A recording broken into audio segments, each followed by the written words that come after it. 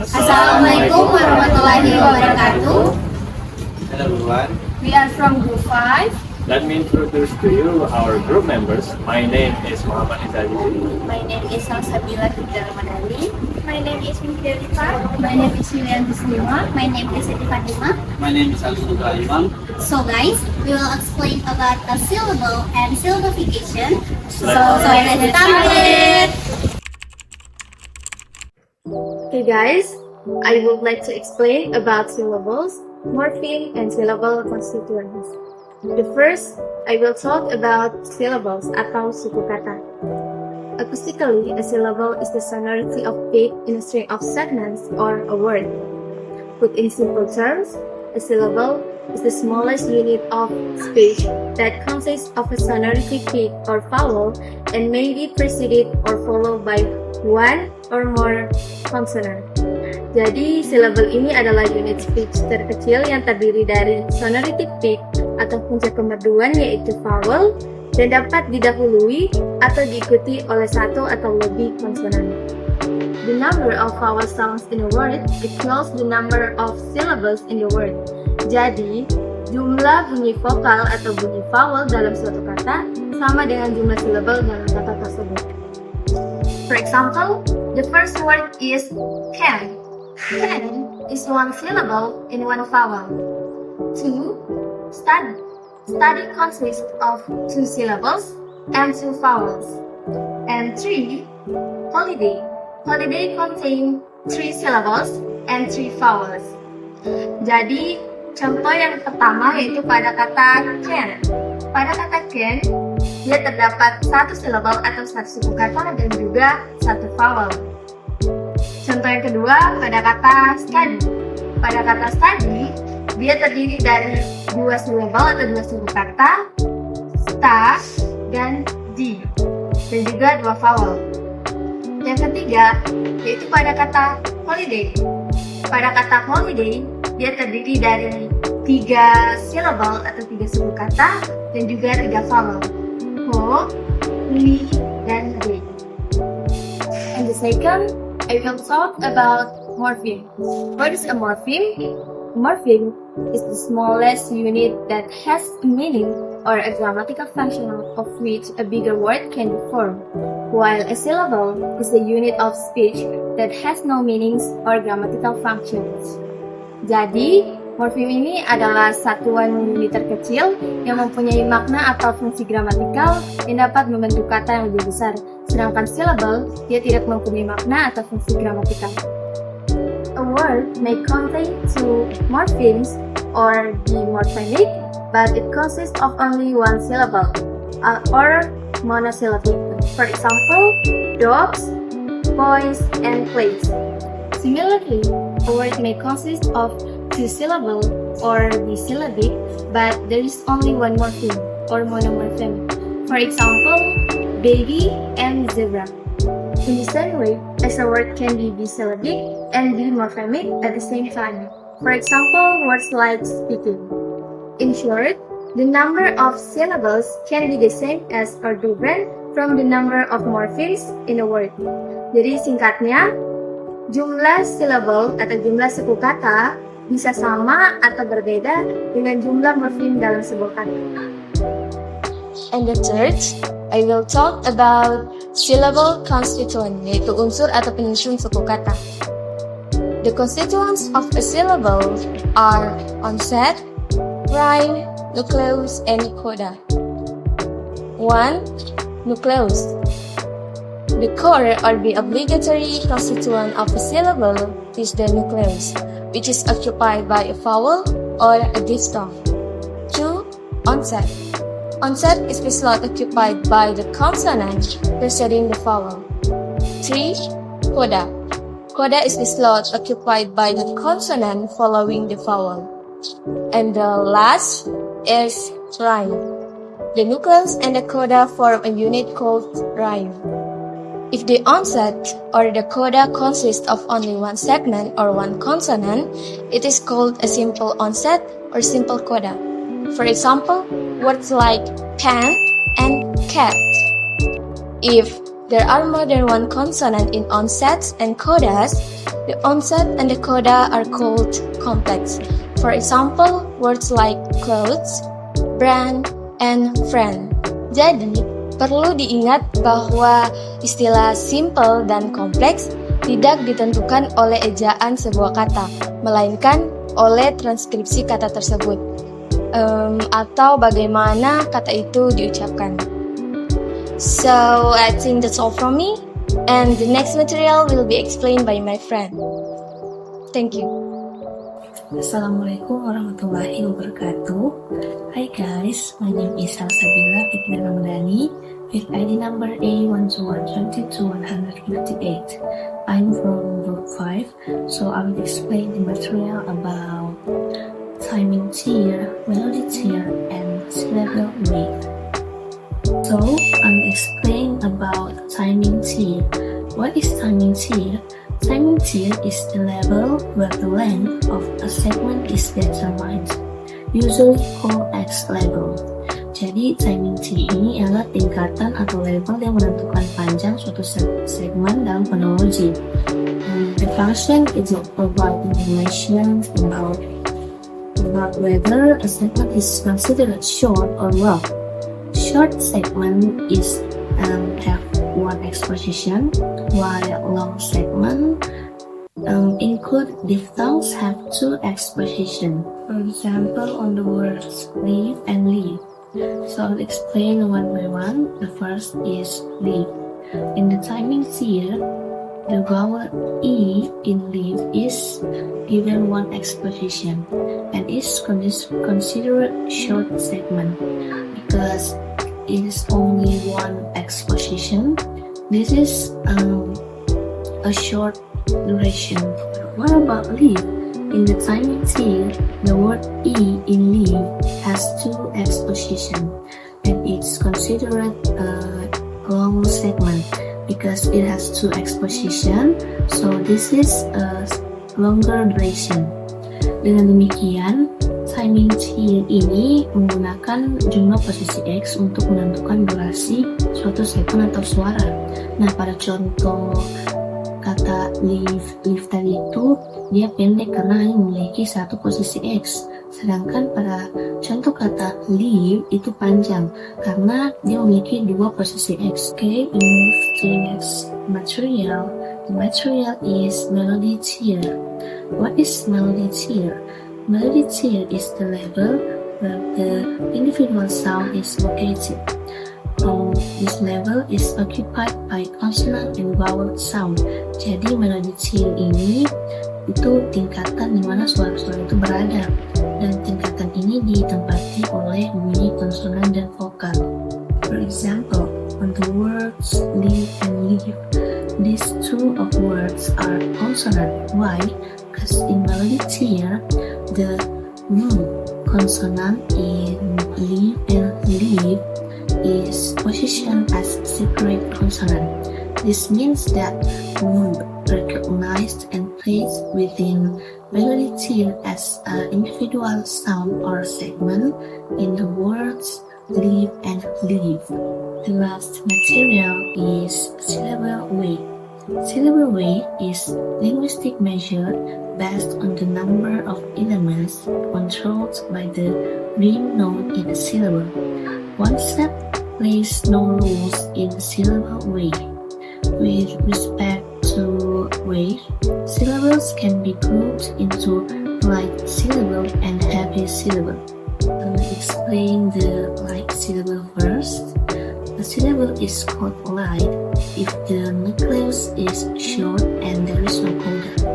In terms of tree diagram organization, the syllable is light if the rim doesn't branch. And if we're using timing and melody tier, we can say that the syllable is light if the rim contains only one exposition. For example, cat. This has a light syllable because the vowel sound is short and there is no coda consonant. Okay, I'll explain about the heavy syllable. A Syllable is called heavy if the nucleus is long vowel, a diphthong, a short vowel plus a coda, a long vowel plus a coda, and a diphthong plus a coda.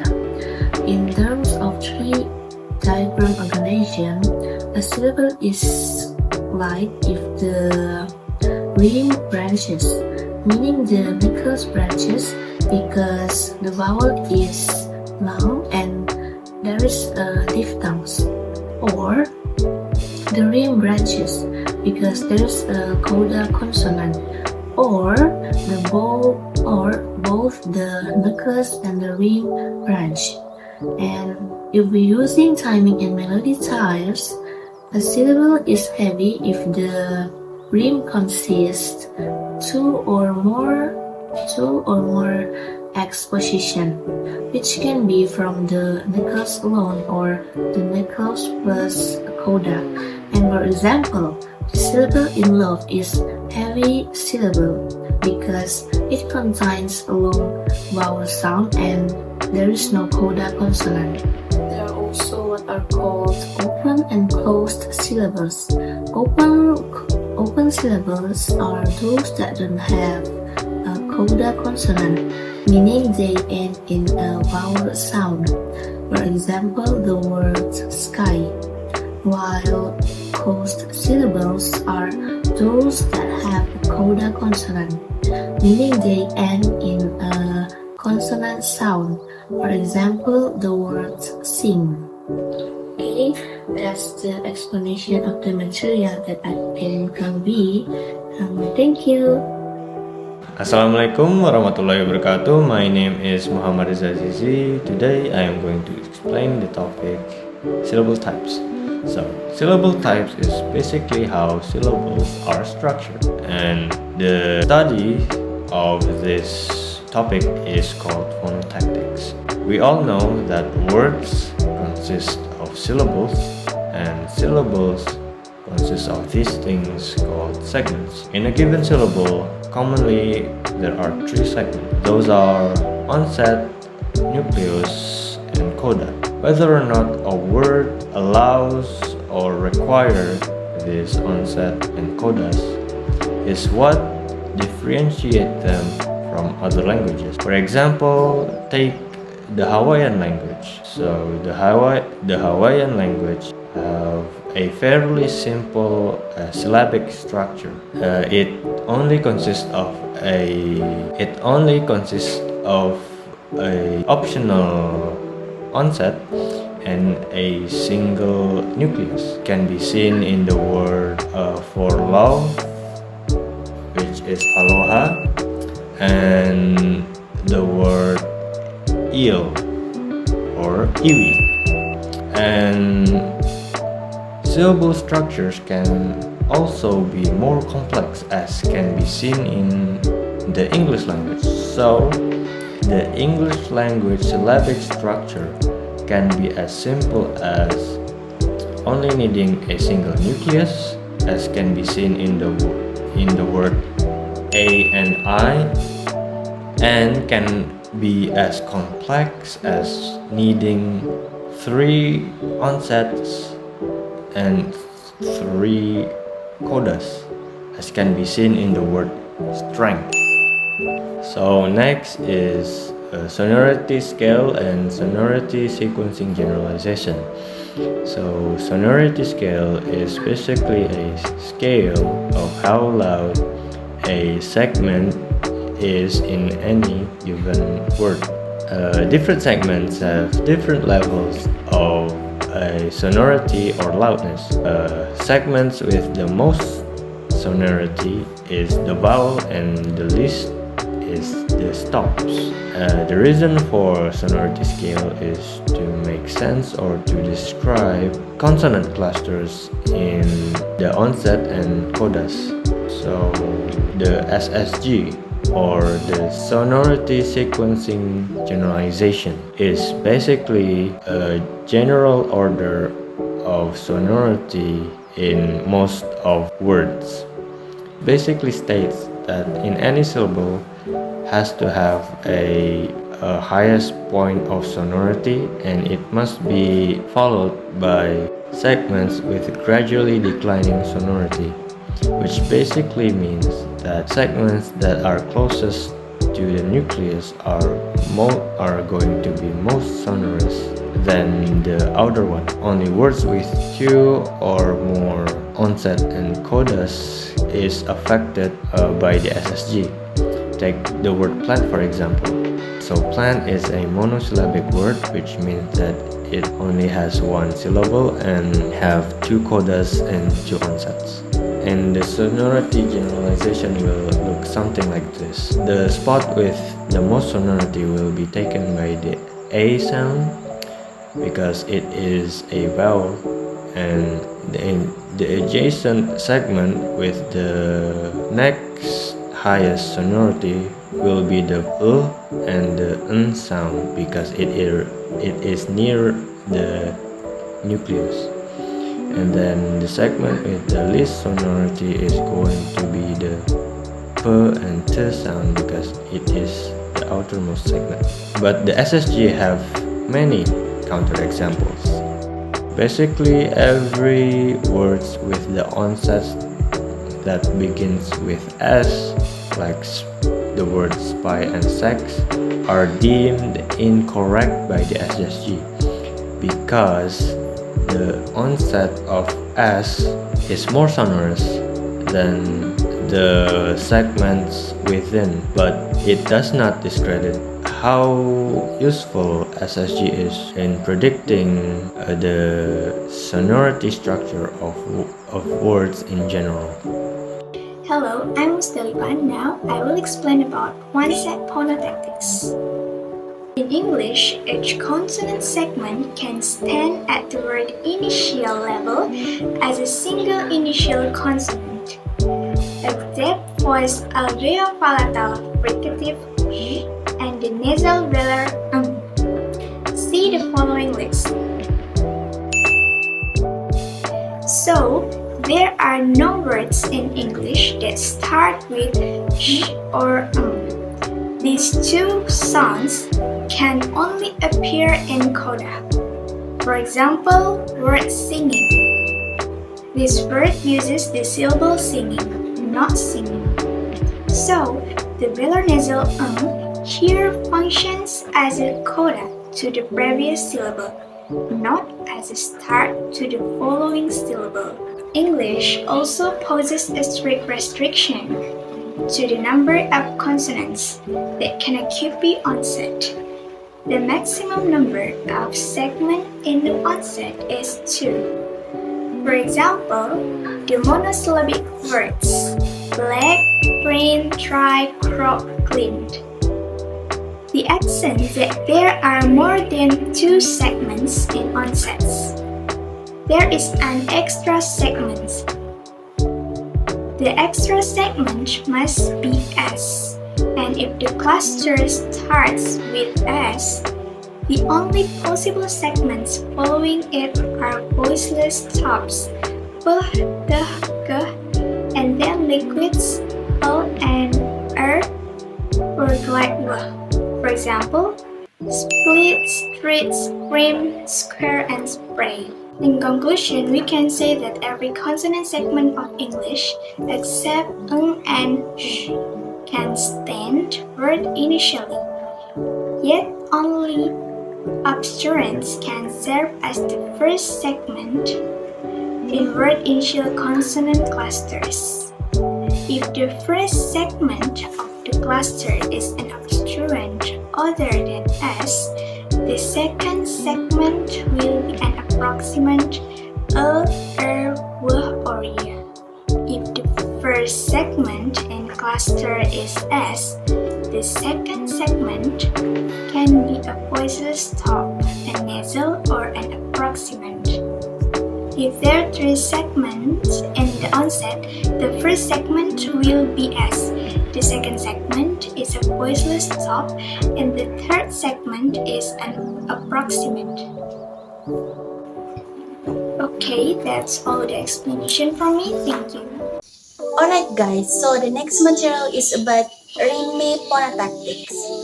In the discussion of remade phonotactics, material PODAS also has some complexity as for some words that have two or three consonants in codas, such as like in the picture.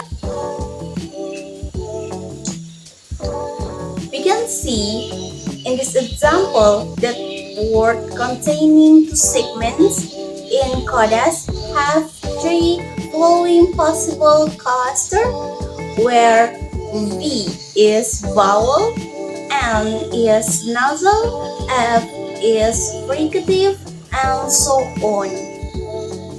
Like VRL, VRN, VRV, VRS. When C1 is an R, C2 can be an L, a nasal, a fricative, or a stop. For example, is a per, arm, carve, and so on. The next module is about syllable division and maximal onset principle, or its abbreviation is MOP. A syllable division. This material discusses how to break down a word into syllable and also how to arrange syllable with example words such as tea is one syllable, coffee is two syllable, beautiful is three syllable, and community is four syllable. Based on the word example above, we should learn about how to find syllable in words that are two or more syllables. There are two principles in determining the syllable boundaries in the written word, namely. Firstly, we must recognize prefix and suffix. Affix are usually of their own syllable if they quality for syllables such as the word cooking is made up of two syllables like cooking, no cooking, because the ending must remain intact, not fragmented. Secondly, we need to know is whether the vowel letter represents a long sound or a short sound. If the vowel represents a long sound, usually called free vowel, it is represents a short vowel, usually called thick vowel to be harnessed. The first principle takes precedence over the second. And lastly, we learn about the maximal onset principle or MOP.